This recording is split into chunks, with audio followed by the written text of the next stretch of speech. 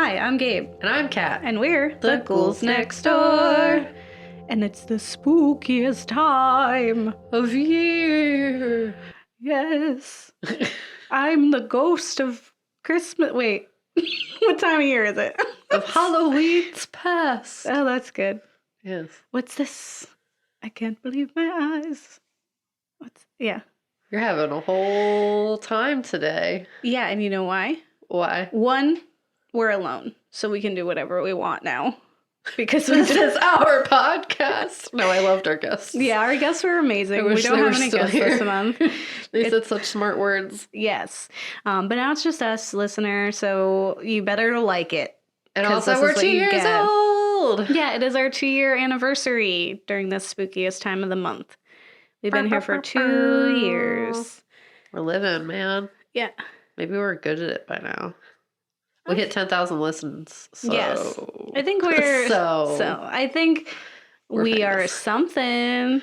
We're famous, so... Yeah. Listener, if you like us, please tell us that because we need it.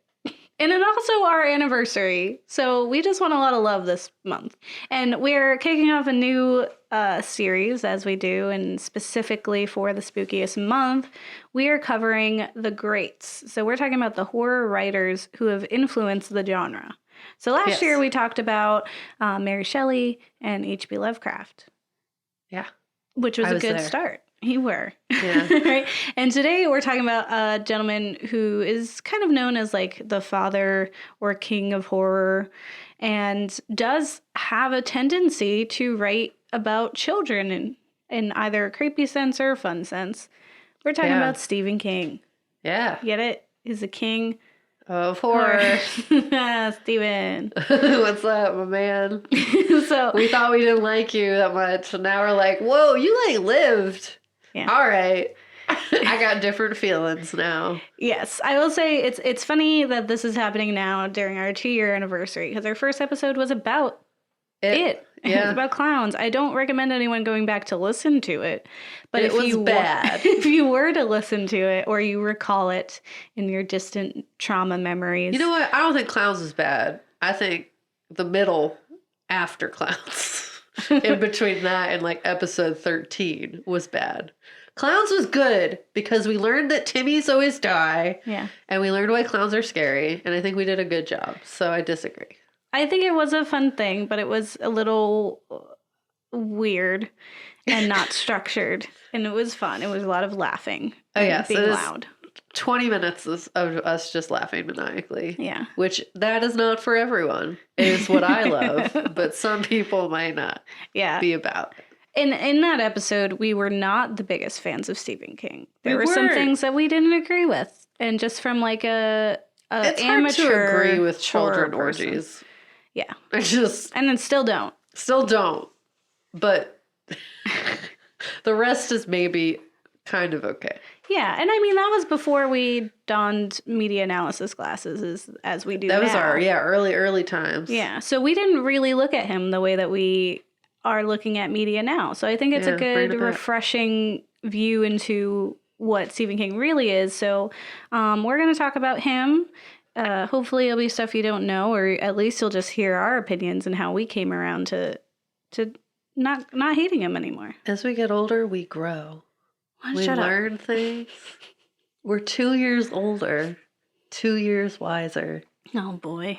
Maybe 2 years from now, we'll hate him again. I don't know. We'll find out, that's man. rough. Life just keeps going on and on, and you just have to adjust. Okay. The brain is plastic. Mm-hmm. We're going to talk about trauma, because, Stephen, oh my gosh, you've lived some. That, like... Maybe in 2 years from now, we'll be like, oh, well, we tried. It's bad again. Or we'll be like, oh, no, he's doing better. He's doing good stuff. Or we just maybe understand it in a different way. Maybe we meet him and he's cool. Maybe he's cool. Maybe he's just a cool grandpa man. I don't know. We got to find out. But we learn and we grow. And now we're 2 years smarter. Yeah. Y'all. So have a listen. We tell you facts. All the facts. Hear facts. Still facts.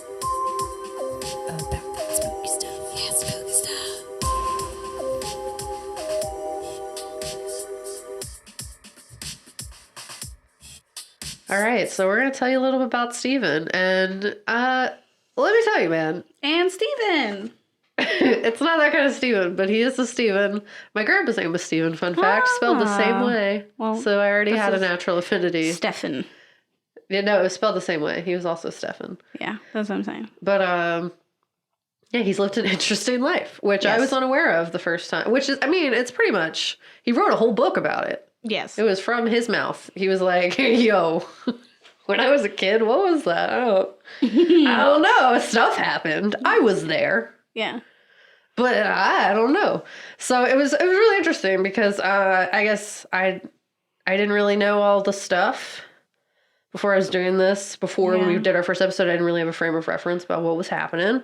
Yeah. And I just knew that I've seen all those things. Like, I saw all of his movies for some reason because I was an avid horror fan as a teenager. Mm-hmm. And I just learned a whole bunch. So I don't know if anyone's checked it out. On writing, not writing. It's not an ode. Oh, writing. Yeah, that's not what it was. How on I writing. dream of thee. No, it's on writing. It's his memoir about his like writing process and how he's gotten to where he is and makes sense. All that fun stuff. And after reading it, you know, I'm feeling a lot like, I see you, Steven. No. You've lived, man. I had no idea. I get why you wrote the way you did. And I get why it's a lot about kids and trauma and a little bit of neglect sprinkled in there. Yeah. So Steven's life is one filled with unattended children getting hurt, lied to, or the opposite of being told way more, or the opposite, you know, not being lied to, being told way more than they should be told when asking questions. So you're asking, like, Mom, like, what is death? And she's like, I once saw a man jump from 3 stories and splatter onto the concrete. And I remember it was green. It was like something like that. Cool, like that is something his cool. mom told him at like 6 years old. So I Steven, man, I see you. I saw Terminator at 5. It's not the same. But you see stuff that you're not emotionally yet equipped to deal with, and it changes you subconsciously to be very different in the way that you create things. Yes. Even if you don't realize that that's what it's about. So when you think of like the conflict in Pet Semetary where it's like, should you tell the kid that the death is happening? Yep. That's probably stemming from that. Or if you think It or Stand By Me, aka The Body, when the parents were nothing but unhelpful or not around, you'll see some parallels. Yeah. With good old mom. Yeah, parents really suck in all Stephen King worlds. Yeah. I can't think of any good parents. Yeah. No, there's not. There's not any, I don't think. No. They're just, they're all just messing it up. So a little context for that. Yeah. This is all coming from his book. One of like the first paragraphs he's writing. I'm not saying we're the same person, Steven and I, but I have never seen you both in the same room before. All I'm saying is we're obviously not the same person, but I like totally related to his youth story a lot. So in his book, he talks about how stunned he was after reading Mary Carr's memoir, The Liars Club, which I have not read, but I have heard of. And not by like how great it was or like how long it was, or like he said it was an amazing story. But the biggest thing that got him was how clearly she just remembers everything. That like everything she has documented is just like from start to finish, she remembers every single piece of what was happening. Yeah. And I mean, everyone processes trauma differently. Sometimes you vividly remember that trauma and it haunts you for the rest of your life. And you just remember everything and wish you didn't. Uh-huh. What Steven and I experience is an endless gap between time periods where you're like, why do I really just not enjoy going to the mall? And then like you subconsciously remember something horrible that happened to you at the mall, but you didn't know that that was a thing until like you were at a mall. Yeah. You know what I mean? It's triggered by things. You're just like, whoa, I experienced. So yeah, he was kind of fascinated just by like the vividness of it. And he kind of describes his own experiences as like dark trees kind of grabbing at him and like forcing him to remember things, or just like the kind of the middle pieces are a blur. He doesn't remember the specifics, but he remembers like the big glaring events that kind of have shaped him to be who he is. And he gets to talk about some of those. And I always think of Pokemon when we're thinking of that, where you're walking around. You're like, la da da da da. I'm just going to get my Pokemons. I'm going to go to the next town. It's going to be great. And then a trainer pops up and you're like, I did not stop at that Pokemon Center. I was not equipped to deal with this memory of a thing I had to deal with, aka Pokemon trainer. And like, I guess I have to, or I can channel it into winning some money, I guess, because I'm writing a book about it. I don't know. Yep, exactly. I don't know if that metaphor made sense to anybody, but here we go.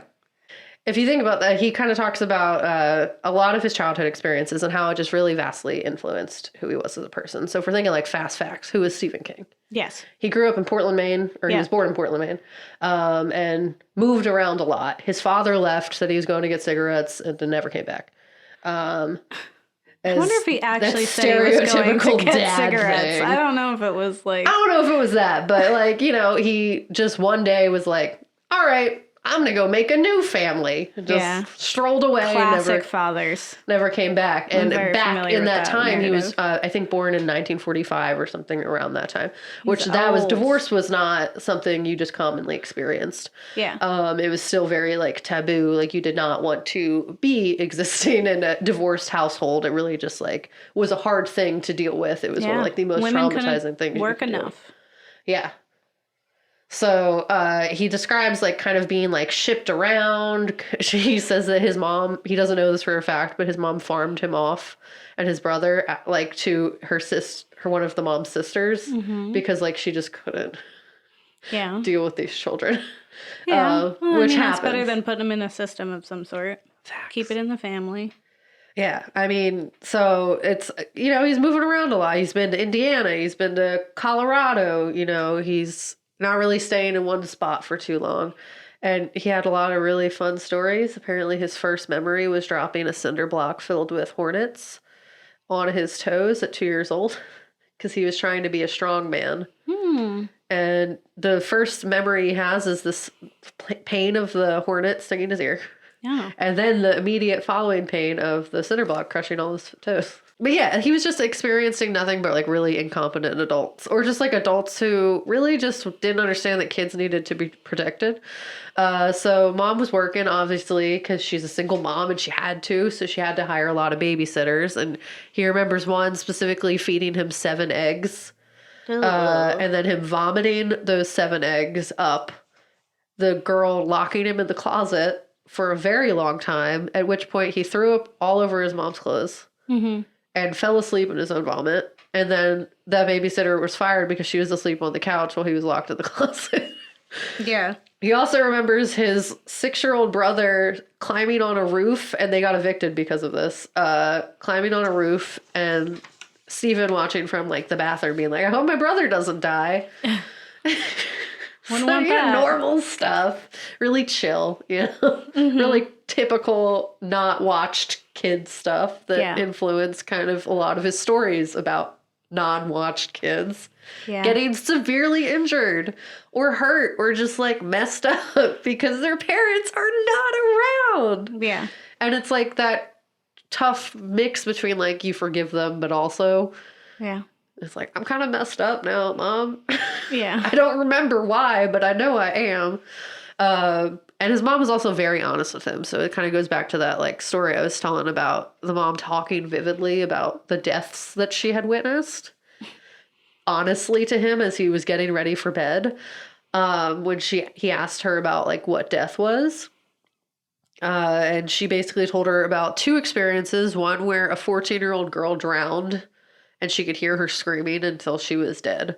And then also about a sailor who jumped to his death. And she described the blood that came out of him as green. And it like really messed her up emotionally, I guess. She said the stuff came out of him was green. I have never forgotten it. And she said that to a 6-year-old child. 6-year-old child. And then as it, went on, a large part, whatever his childhood was, he was locked in closets. He was hearing horrific stories. He was also very sick as a child, so he had a lot of like really stressful interactions with doctors and doctors lying to him, telling him things weren't going to hurt, and then they did. Yeah. And just like not trusting adults. He apparently, I remember when we were watching that video of 101 Stephen King facts. Mm-hmm. It was saying he witnessed someone get hit by a train Yeah. and doesn't remember it. Yeah. There's a lot of his childhood. He almost died just as a adult person. Yeah, he got in a getting hit by horrific a car crash. And he actually said that the car crash was less painful than the doctor visits he had because they had to stick a needle into his ear. Yeah. And he said nothing was more painful than them draining his ear, even that horrific car crash compared, but not as long. Yeah. So he lived, man. That's all I got about Steven. And you can check out his website. He has a lot of like fast facts that are a little more, I guess, like what you would expect of Wikipedia or a little biography thing. But Yeah. yeah. Well, I'd also say, because there's, you, when we were discussing this, talked about his mom having read his stories. Oh, yeah. It was the cutest story in the world. So mom gave him, so she showed her stories and he like copied off of one. And she was like, this is really good. Did you do this? And he was like, well, I'm not going to lie. Like, I did copy a lot of it. And then she was like, the next one you write, don't copy it. Yeah. Make it yours. You could make it even better than theirs. And then he wrote this little story about like animals driving around to help kids. Yeah. And he gave it to his mom and she was like, this is so good. And she bought 4 copies of it. She gave him 4 quarters. Nice. And then sent each copy to her sisters. Bubblegum that is? I know, but it was so cute. He sent it to each of his sisters. That's so cute. And it was like, that was his first sale. Yeah. He's like, I could be an author. My mom believes in me. Aww. She neglects me a bunch, but she believes. She was busy. She was trying. Single mom. She was trying, man. Yeah, I would say he's, there's a shout out to his wife, Tabitha, as well. One, I found it very interesting that they were still together for so long. Mm-hmm. And that, like, because I just feel like that's just a normal thing that you hear about. Yeah, she actually wrote the biography on his website. Nice. It says like first written by Tabitha and edited by some other person. Oh, that's cute. It's cute that like she wrote it. Well, I mean, she was like one of the first people to read his short stories in college, and had even like given him a typewriter and like essentially had him not take like higher paying jobs so that he would be then doing those jobs instead of writing. And it's kind of like, specifically, we're going to be talking. That's some ride or die. Yeah, right? That's beautiful. She like made these sacrifices and like worked harder. And it kind of reminds me, we're going to talk about Pet Semetary a bit and also it. And in Pet Semetary, that wife feels like that family feels very much like I got a glimpse into Steven's own family. Yeah. And in that, his wife in that is so much like that. Like, she struggled in work so that he would become a doctor, and she like believes in him, and she's like sensitive and misunderstood and stuff. And even apparently she was the one who actually discovered the Carrie book, his first book. Yeah, and really encouraged him, right? Yeah, she like was like, no, you need to keep doing this. And that's the one that did it. Yeah, that's got him the big name. Yeah. And yeah, I would say he really puts his personal experiences into his work. And what I found in doing this research is that I apparently do like Stephen King. Yeah. I didn't know. Same. I didn't know either. Well, apparently, like you said, I've watched a lot of his movies, but I've also read a lot of his pieces. I've read like The Stand and It and Pet Semetary now. I've read The Girl of Tom Gordon. We talk about that. And a bunch of short stories as well. Although not The Body. I would like to read The Body, which is what is Stand By Me is made of. Well, if you Google how many books has Stephen King written, the answer says at least 84. Cool. So even the internet doesn't quite know, but it's got a rough estimation. But there are, what I think is one of the most prominent things about him as a writer is that a lot of his work has become staples of like television, like horror on TV. Yeah. Like they're not like, they haven't really been big screen things. Like they're always like made for TV miniseries. Like the first It was just a miniseries, right? Yeah. When I watched Rose Red, which was one of my most impactful films in regards to horror, it was just 2 VHS tapes that were like a miniseries that was made for TV. Yeah. And like, you can't really, like, people don't even realize that they've watched or seen those things. Like, I'm like, oh, have you seen Shawshank? Have you seen The Shining? So strongly influenced so many facets of media that it's like, it makes sense that people call him the king of horror. Like, that he's, like, out there doing it. Yeah. He's been doing it, and people don't even realize how much he's been doing it. Yeah. Yeah. I was Googling and trying to figure out some things. Like, I was like, okay, well, how many of his books have been made into movies? And there was no definitive answer. It was like, he's made at least 84. That's all I got for you. And then it helpfully suggested what other people ask instead of this question.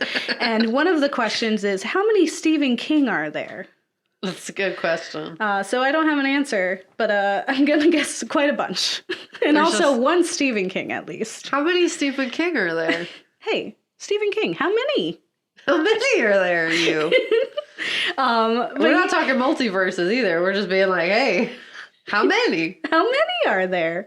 What I find that's what has gotten me in regards to Stephen, and we're on a first name basis, I've decided, is that when I would just watch his films, like, or watch the films adapted to it, it's like an entire different experience than being a reader, which happens, right? The books are always better or different, right? Yeah. And what I find that you can't really put onto screen is the morals of his stories, right? And that they are just about how evil humanity can really be. Yeah. Right. And like how torturous and awful just like there are these evil things, like even Pennywise and It, right, is this evil thing. But even when it does evil things, it's really just feeding off of the evil that other people are doing. He just happens to be around when those things happen. But it's never really kind of like thought of that's why. And it doesn't translate to screen as well as it should. Yeah. And that, like, yeah, I mean, it makes sense considering how much he's experienced that he would maybe have a pessimistic outlook on what humanity is. Yeah. But I think what's also really great in regards to the film adaptations is that they are really fun stories. Like, they're wild stories. Like, think about Christine or Cujo. Like, those are wild. Like, Carrie is even like a crazy ride to be in, right? Yeah. And it's really fun. Yeah, they're just kind of fun to adapt, right? And I read It, which is, you can tell it was a labor of love because that's a very long novel. My brain doesn't do reading, so. But the book is better than the film, and for a lot of reasons. Outside of the child orgy, but continue. Yes, absolutely. That's just like goes without saying. Yeah, I'm sorry. I just want to make sure it was said though.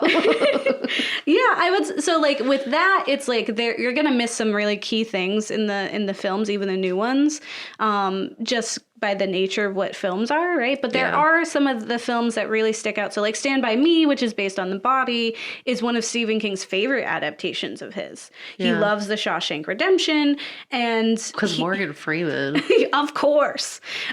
Whereas The Shining is a film that he really didn't enjoy. And he has a really good reason for it. One, Kubrick took a lot of liberties with this work.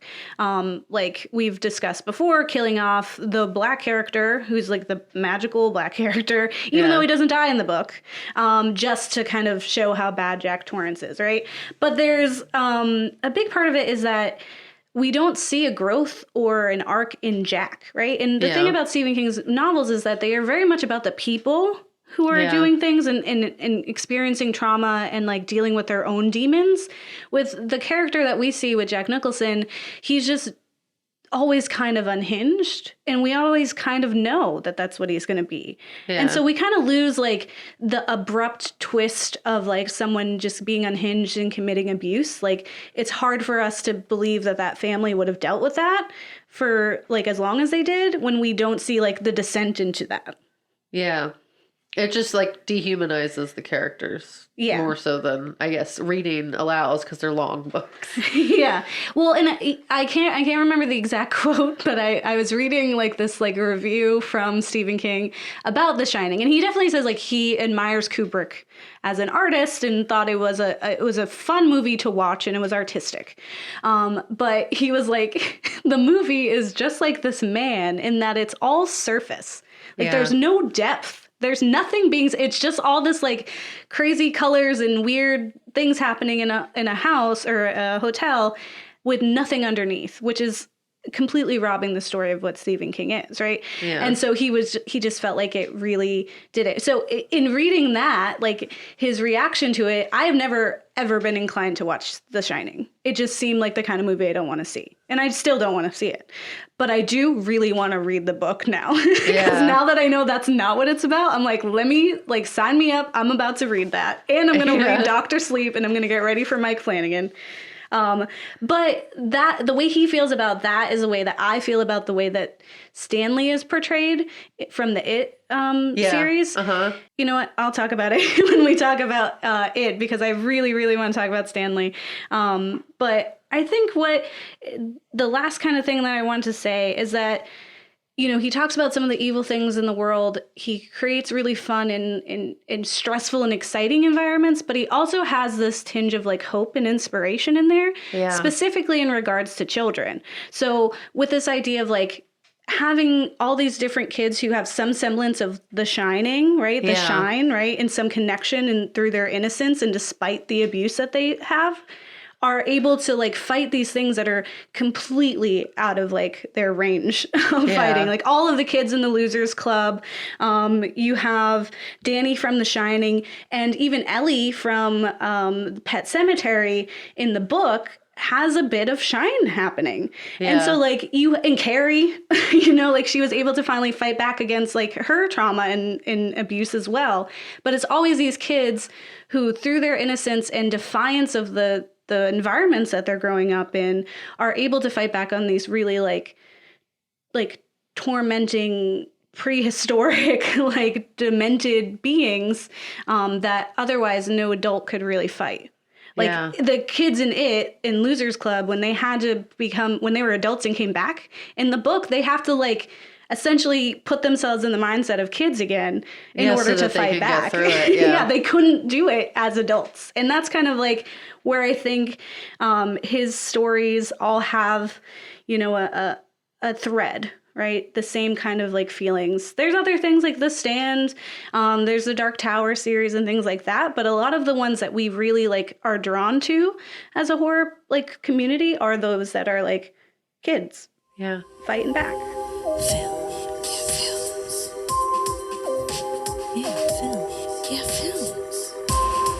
We watch some films. Now let's talk about those films. And all that spooky stuff.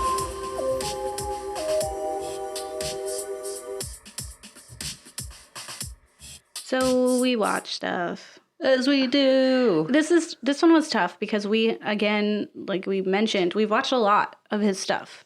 And so it was like, it was hard to be like, which one are we going to talk about? So I figured we could talk about two that had come out this year. One has been a really great year for horror. Which has been fun.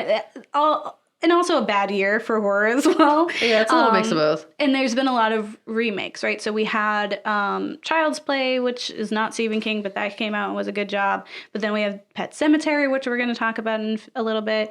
And then It Chapter 2, which is the second part of the It new remake that we had. So for people who are unfamiliar, It Chapter 2 came out this year. It's directed by Andy Muschietti, and it's about 27 years after their first encounter with the terrifying Pennywise. The Losers Club have grown up and moved away until a devastating phone call brings them back. Yeah. So we are seeing the Losers Club. They're back. They're adults. It is different already in that, like, we have an entire movie dedicated to the adults, where we had an entire movie dedicated to the kids, as opposed to kind of lumping them together in this mini-series. We had some famous faces, which I was not excited about, and still wasn't, like, when I left, I wasn't. The only one that did well was Bill Hader. Bill Hader did a great job. Yeah, but I wouldn't say he's a famous face. Like, people I weren't was so invested in his life. I was like, I need him to find happiness. Yeah. I was very invested in his character. And he was the funny character when he was a kid. He was the kid who always just said the rudest Richie stuff. is one of my favorites. Richie was a trip, and I loved him. Yeah, and Finn Wolfhard did an amazing job as young schooler. Richie.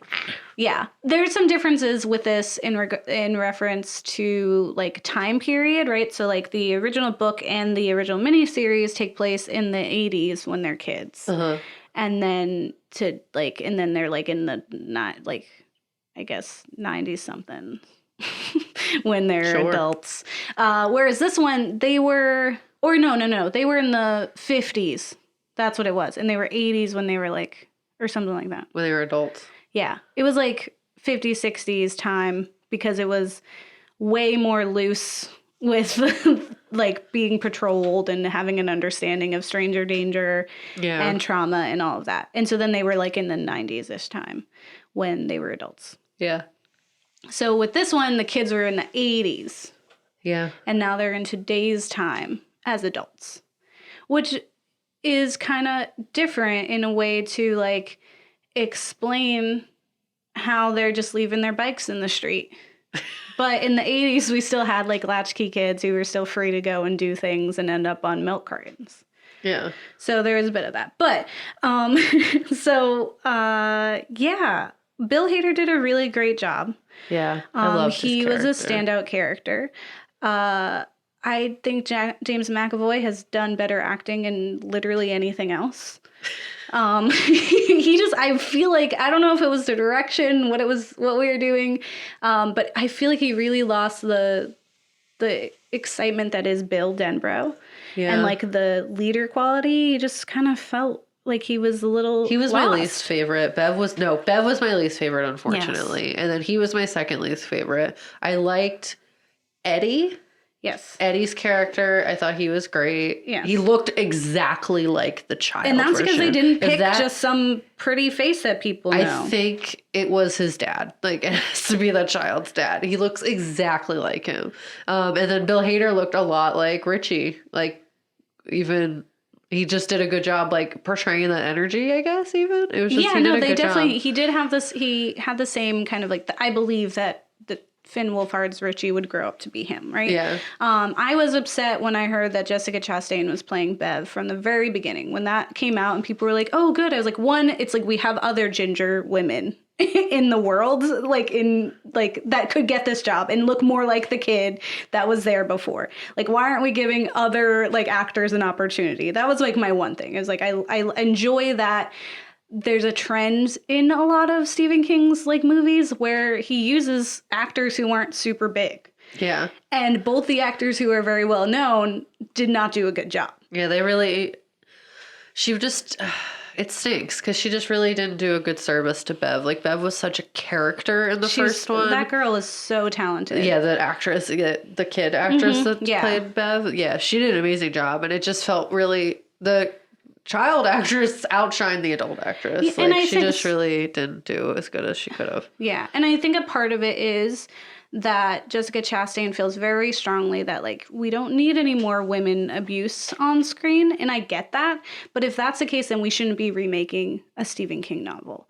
Because a part of, like, Bev's challenges is that, like, she came from an abusive home and she ended up in an abusive home, right? And that's, like, how that is. Like, the same thing with, like, Eddie came from, like, that abusive mom who's super needy, and then he ends up with a woman who actually, fun fact, is played by the same actor who played his mom, plays his wife in the new one. Which is just really funny. Really wanted to drive it home that it's cyclical, right? Yeah. And it's like, that's, like, a really important part, and that's kind of where Bev's strength comes from, that despite that, she, like, fights back and has, like, strength. And she is, like, in the book, she's the one who's using the slingshot to fight him and is actually, like, doing the force behind, like, hurting him. Whereas in this, she was just kind of, like, weird, and... She did fight back, but it's just, like, it wasn't... Her emotion, she didn't express enough of the emotions behind it. Like, I just didn't really relate to her. Like, I just didn't feel like that was the same character. Yeah. Like, I just she was like a leaving wisp of her. Yeah, because it's like Bev in the first film was just such a strong presence. She had such a unique personality. And you just felt everything that she was feeling. Like, she was a really good job at, like, portraying the emotions that someone in that situation would feel. Yeah. And she did not do that in the second one. The second one, she was just very monotone, the same all the time. Yeah. She did fight back against her abusive husband, but like... very minimally, because she didn't want to spend a lot of time on that. And so we immediately left that situation, and then she was off doing something. And she was always just, like, a really minor tool And then, like, there was the love triangle that was unnecessary. And there's just a lot of things in there that I felt like I didn't care about because this wasn't my Bev. Like, when I was watching, I was like, who is this woman? The emotionalness was not, like, I did not relate empathetically as much as I did from the first film. And it just wasn't good. Yeah, there's another thing that people might be thinking about when they have viewed it is that the first scene that we have in It Chapter 2 is where a young man who is gay is assaulted and then thrown over a bridge. So again, spoilers, you know how this works. I turned to Gabe and I was like, do we need to leave? And then she was like, wait, no. Just, it's a part of it. Yeah. There's a reason this exists. And the thing is, so that scene is in the book. And I remember there's a lot of scenes in the book that are not in this film that could have been there to really flesh out that people are awful. And it's strange to me that they chose this one. Yeah. But it is based on and another reason why I've learned that I do enjoy Stephen King is that it's based on an actual like event that occurred where the character's named after the man who actually was assaulted, Adrian. And so King had heard about this because it was somewhere local, and he wrote this book and incorporated that scene almost verbatim to what was reported, because he was just like, this is about how awful people are, right? Like the book, I really, there's a show called Castle Rock, which is based off of his fictional town, where like the weird stuff happens, which is like fine. It's a fun show. It has Pennywise in it, the new Pennywise, Bill Skarsgård. Yeah. But I want to see, like when I think of a remake of it, is I would like to see it about Derry and not really about the kids at all. And that Derry was like, you see racism. There's the whole, the Black Spot, which is a club, a dance club that all of the people of color would flock to for like to feel safe. Yeah. And they ended up getting locked in there, and then it burnt down with people in it. There are like explosions. There's multiple ways in which kids are just dying from awful things, like falling into things. There's the bullies in that story are way worse. Like like in the films and the miniseries, when we see like the bullies, they're like kind of bad, right? But then we kind of believe like Pennywise took over them and then made them worse. But in the book, it's like they're already very, very, like one murdered his brother, and then the other murdered Mike's dog, and his like father has been like abusing that family because they're the only black family. Yeah. And he was already so evil that it's more of like Pennywise was like, oh, you're already bad. I'm just kind of like helping you along, as opposed to like, I'm making you this. Like I'm taking advantage of you, right? Which is like what you get in those ways. But there's like, what I think is really the biggest part and difference between like the books and the movie is that like the movies are like, here's some kids fighting their fears, right? Yeah. And what we found in our first episode in diving into It Chapter 1 was that this isn't like, media isn't what it seems all the time, right? Like what we're really seeing is kids who are struggling with trauma. Like one kid's brother disappears and is missing, and another is, suffering from Munchausen by proxy. Another, has confidence issues and deals with stress and trauma with humor, right? I think in this, there's a spoiler in that they make Bill Hader's character gay in it. And my hypothesis in making him very, like him being the character everyone loves, be the gay one, is because they wanted to kind of like have a good foil to the fact that they started their film with such a very, with gay violence. Yeah. Like, like violence against these, already, harmed community, right? And so they thought like, okay, but if we do this, because in the books it's like there's hints that Eddie might have feelings for Richie, and Richie does feel emotional about because Eddie does die, spoilers again, in the movie and in the book. In this they made it very much like Richie had always loved him, which is fine, but I did think it was a very specific kind of route to go, essentially. Like, so not having the Black Spot and having that racism and the inherent evil of this town incorporated in the first film. Yeah. And then choosing to have this one spot of violence of the town be that is where I feel like is the problem, right? Yeah. Because I agree, yeah. that's never because they didn't set it up appropriately. Where like in the book it is set up because all that awfulness is always happening, and Derry is just a kind of a bad place to be. Yes. And you don't want to live there. It's bad. Yes. But yeah, in the films it was not. It wasn't about the town in the film. So to choose that, it does seem disconnected for anyone who does not know the films or the book, right? So like you're watching that, you're like, why all like what does this have to do with kids being murdered, right? Like it makes no sense. Or like if you were reading the book, it's just that is something that is actively it's just happening. Another awful thing you're reading. I didn't feel like it really should have been there. Because when I saw it, I was like, oh, are we going to show all the bad stuff that happened then? And it didn't. It was very glossed over that the town was evil, essentially. Or that people are evil, right? And then the other thing that was not portrayed effectively on screen and never really is the character of Stanley. So I'm going to go on just a brief tangent. Go ahead. So only because I feel very, very strongly about him. So in the book, Stanley is incredibly charming. He's like witty and fun. He's like, I just envisioned, like, I was like, I would have had the biggest crush on this kid when I was a kid, like the way that he was written. He makes jokes at his own like expense for being Jewish, and he's not at all the way that he's portrayed as this like scrawny, scared kid who's like, of course that one is the one who commits suicide, right? Like, when you, and in both films, they had to portray him as this weak person because it makes us believe easier that he would do that. Whereas which is also just a larger issue of misperception of what suicide actually is and what it means. But when it comes to Stephen King's novel, Stanley is not that at all. Stanley's a very strong character, and he is multifaceted, right?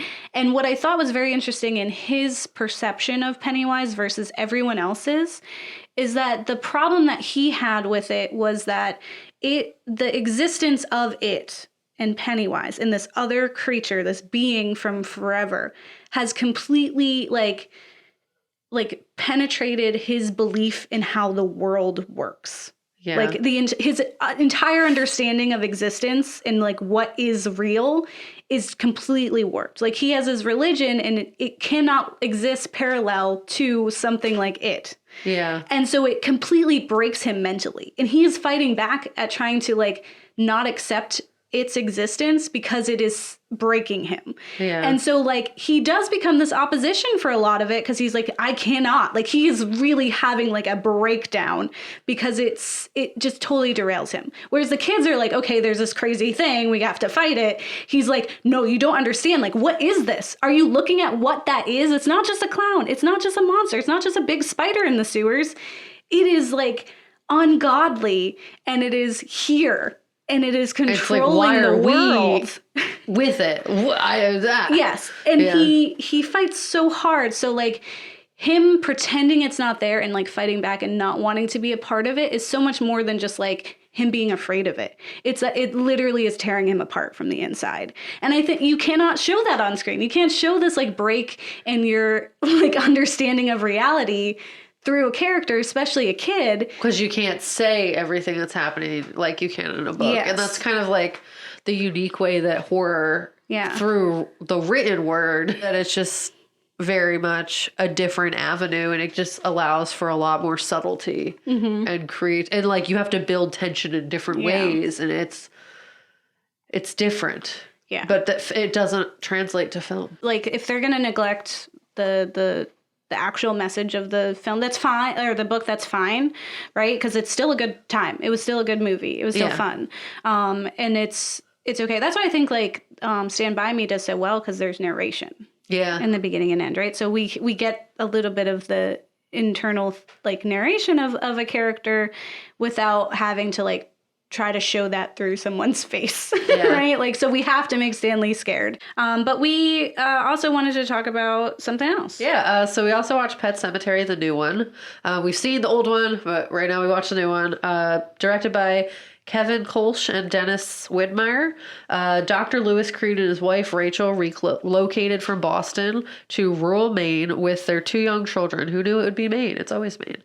The couple soon discover a mysterious burial ground hidden deep in the woods near their home.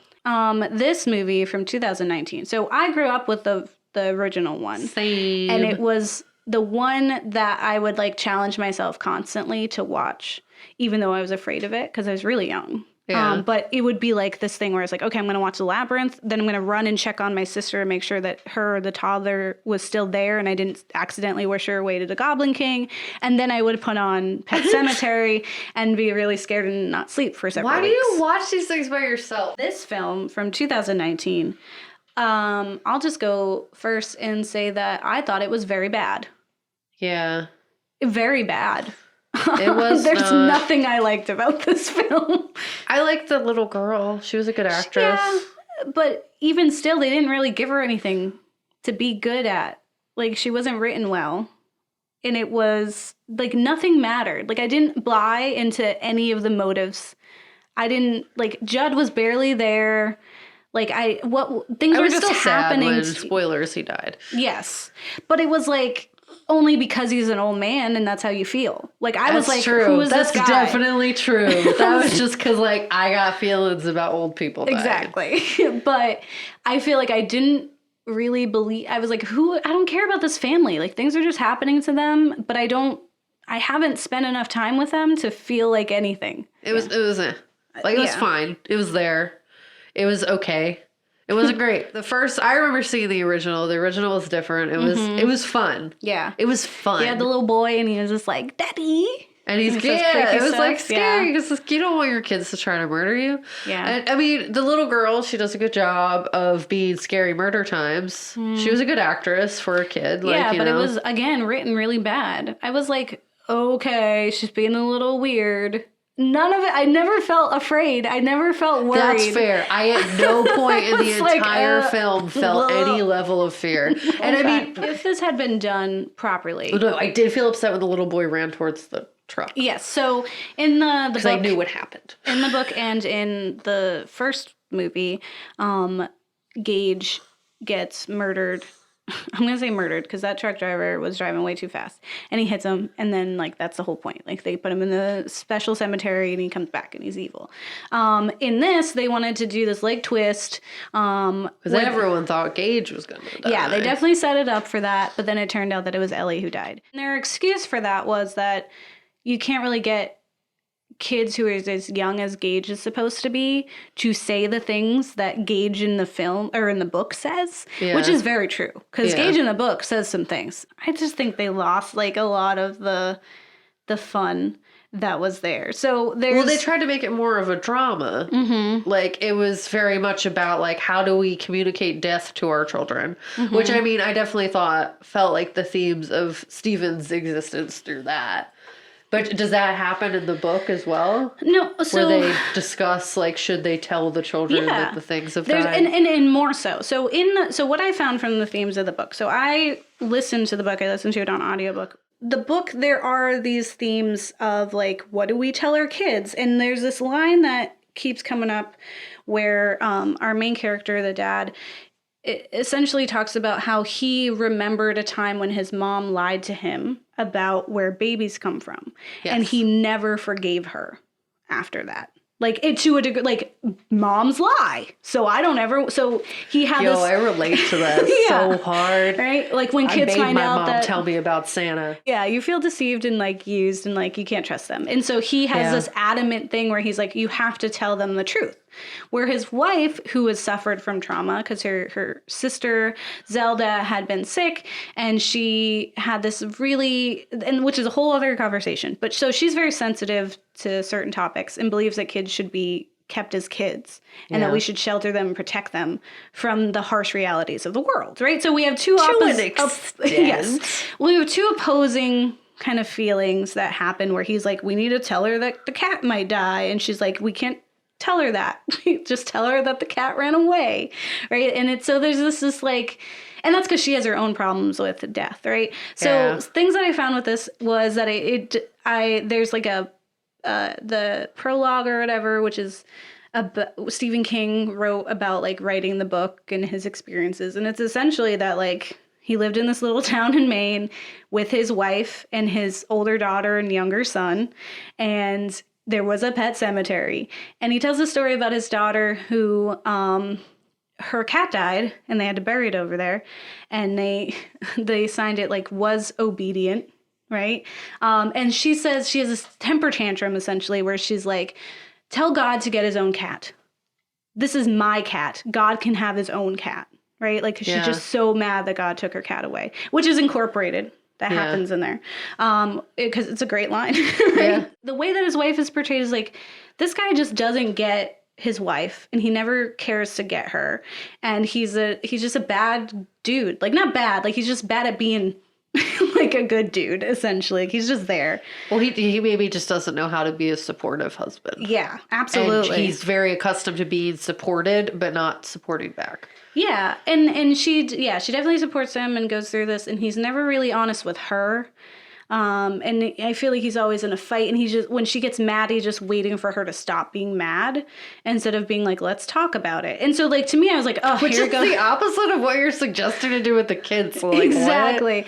When I was reading this, I was just like, oh, here goes again, writing bad women, right? But then I was like, I mean, like, this is what he does. He wrote, all the characters are bad to some degree, right? Yeah. Like, that's just what they are.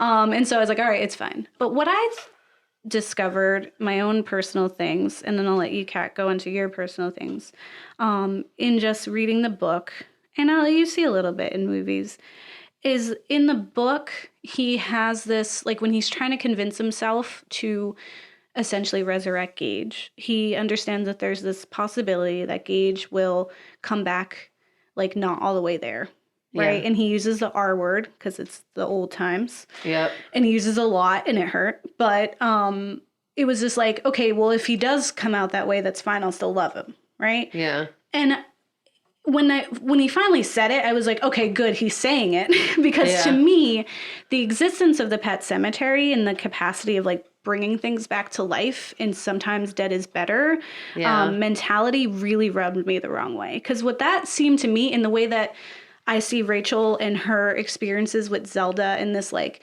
having the trauma of, like, taking care of a person, was this kind of like what we discussed in our disability episode, where it was like, oh, because they're different or they're disabled, then they don't deserve to live because they're a burden on their family. And that's what I felt like was being said. When that word was being thrown around, and that was being... Even before the word was being said. Really? Just okay. The concept of, like, when they were saying, like, sometimes dead is better, and this idea of, like, if something hit, like, because there's this idea, like, if he got hit by a car but he was still alive but different, like, would we keep him around or would we pull the plug, kind of thing? Oh, which hit very personally, because I've had an incredibly similar experience where that exactly happened, where a plug was pulled and now a person is different, but we still love that person. And so I felt, like, incredibly triggered. And then it went on to get to the point where he was blatantly calling it what it was, where there would be someone who is different, and how he was saying, like, well, that it's still worth it. But it didn't jive completely well, or, like, mesh well with this idea of the way that Rachel portrayed Zelda.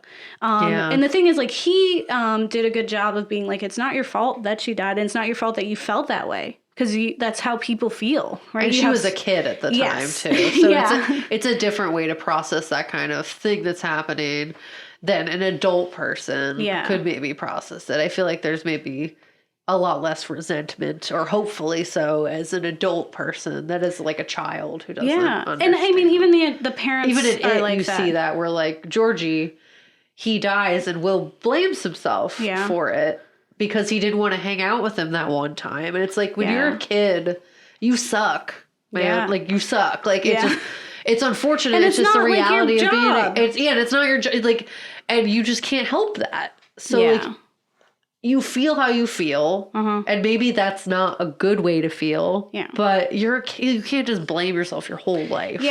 For the fact you didn't want to hang out with your little brother for a minute. Yeah. Like, but she also has, like, survivor's guilt, right? Yeah. Like, the fact that she was okay and good, so she felt like Zelda hated her because her back wasn't twisted. Yeah. And so it's really about grief and trauma and dealing with loss and dealing with, you know, people no longer being what you had had them as. Like, they're different, right? I think if this film had been done properly, it would have been another Babadook. Yeah. It could have, because that's what this book is. This book is a Babadook. It's very long. I would say it's not my favorite Stephen King ever. But I get it, and there is trauma there, and it's probably mostly because I was very triggered.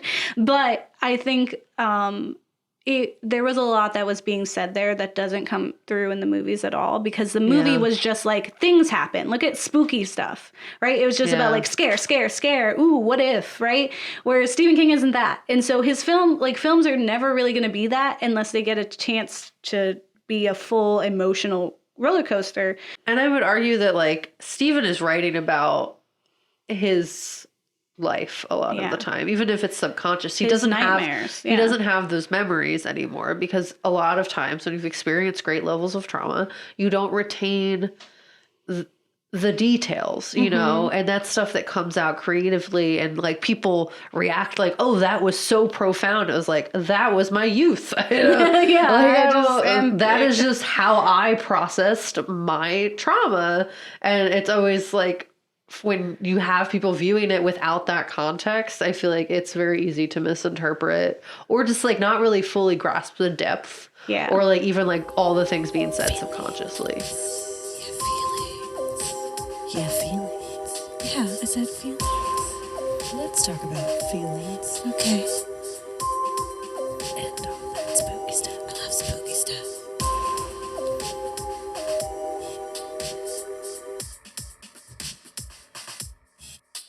All right. So if we like it, it's God Can Get His Own Cat, which I feel very wholeheartedly. God Can Get His Own Cat. I feel very strongly about that. And if we don't like it, it was good enough for Georgie. Wow. All right, Pennywise. Yeah, when we get it, you're eating some kids, but that's, ooh. Yeah. Everyone else had that reaction. Yeah. I feel like we're just like, wow, okay. That was a little too far. You're murdering people, but that was the line. Uncalled for. Uncalled for, that was the line. All right, so for Stephen King himself, writer extraordinaire. God can get his own cat. God can get his own cat. That's my cat. That's my cat.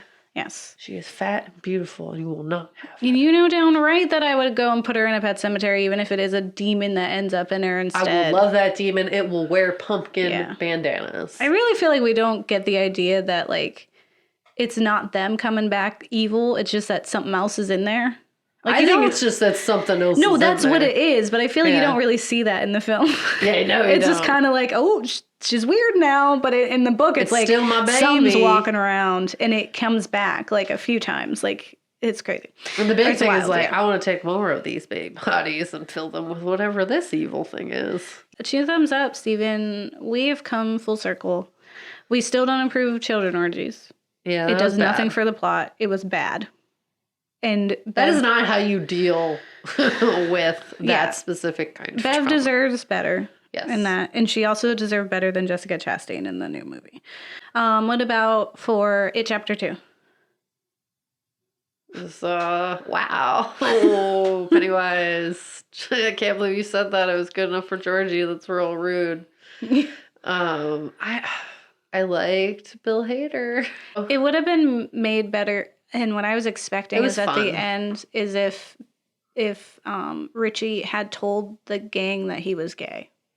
Like, I feel like because he just kind of, like, he didn't have any growth then.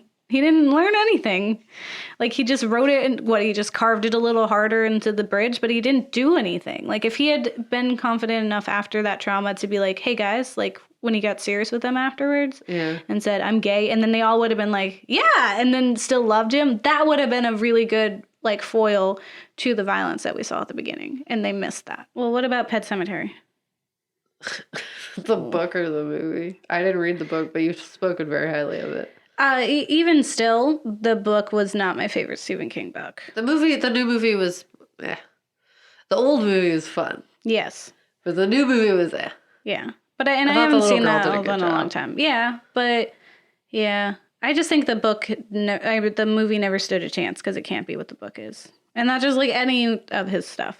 But his books are just like doing stuff, you know. Yeah, but this episode has influenced me to actually read some Stephen King more than I have. I read Pet Semetary. It's just so long. I can't read short things. It's hard. This one's not that long. Well, yeah, I feel like I get Stephen King now. Yeah, I'm picking up my spoon down. It's kind of like when we did M. Night, and I was like, oh, I get M. Night. I get him. Yeah. I kind of, same way, I got Mary Shelley.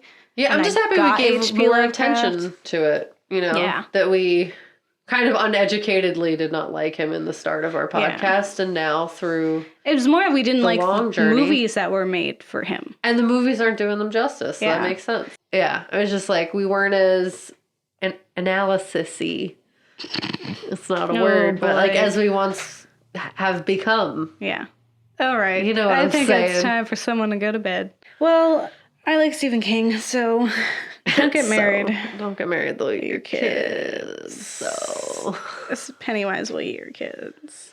And he'll say real just and then out you put them in the ground stuff. in a special place, and then they come back. But it's not them. Because dead is better, I guess. And he's going to say some real out-of-pocket stuff he's about your dead brother. And it's going to be like, wow. It's very out-of-pocket. I'm just like, why? Yo, murder was like bad, but that was too far. Oof. Go to bed, Pennywise.